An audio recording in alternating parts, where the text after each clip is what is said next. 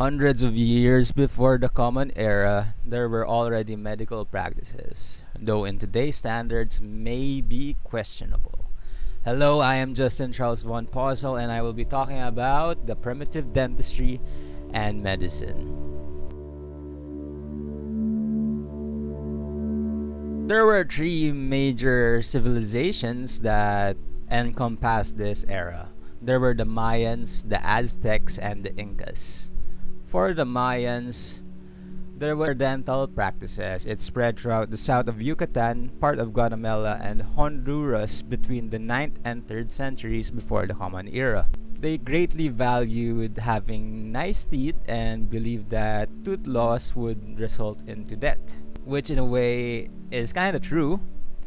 Mayans had the habit of sewing their teeth into sharp points by using stones, and this is said to be a gallant practice. Dental mutilations were done in many different ways, and it affected the proximal faces and the incisal edges of the anterior teeth.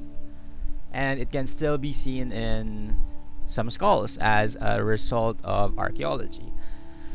Dental analysis of Mayan dental inlays show that they were made with the person still alive and always on the cavity-free anterior teeth. Cavity was removed with one of the first types of drills using quartz because of its hardness. Their inlays could be made out of jade, amethyst, hematite, turquoise, quartz, cinnabar, or iron pyrite, and the inlay was fixed with a perfect fit into the cavity using calcium phosphate cement.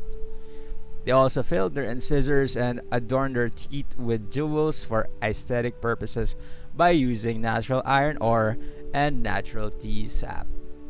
Okay, that's enough for the Mayans. Right next, we're going to the Valley of Mexico with the Aztecs. Generally, they have high level of oral hygiene.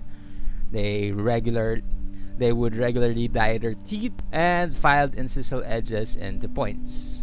They used to chew hot chili peppers for their own cavities so that wouldn't happen as often. First, they would crush snail shells and then crush it some more until they turn into powder, and that's what they used for decayed teeth.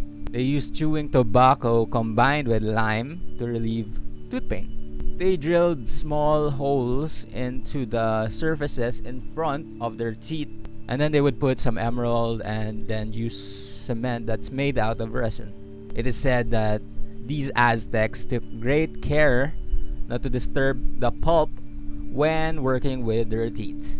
When the Aztec skulls were discovered many hundreds of years later, they found out the cement that was made out of resin was still intact.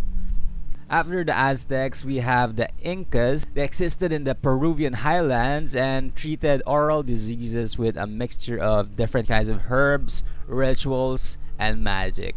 You can say this is shamanic in nature. When you see a rainbow, what would you think? Well, the Incas thought that seeing these kinds of rainbows, it would be responsible for tooth loss and the pain that they were feeling. So tooth decay was treated with the pulverized bark of the guinea tree, and young Incas chewed leaves to prevent dental caries. This process led to darker teeth, but it still prevented tooth decay. To reduce the pain of different kinds of processes with the teeth, the fruit of the mulberry tree was chewed prior to tooth extraction. For tooth extraction, they would put a wooden instrument against the tooth and continuously hit it until it loosened. For adornment, the Incas fastened rectangular gold inlays to the anterior teeth. As early as the year 1000 of the Common Era, these Native Americans were familiar with oral hygiene and the construction and insertion of gold inlays and the use of cements and filling materials. Additionally, there were many herbs harvested from the tropical forest contributed to an overall quality of care that was far superior to European conquerors of that time. Again, I've been Justin Von Posel. Hope you learned something today, and I'll see you all again in the next video.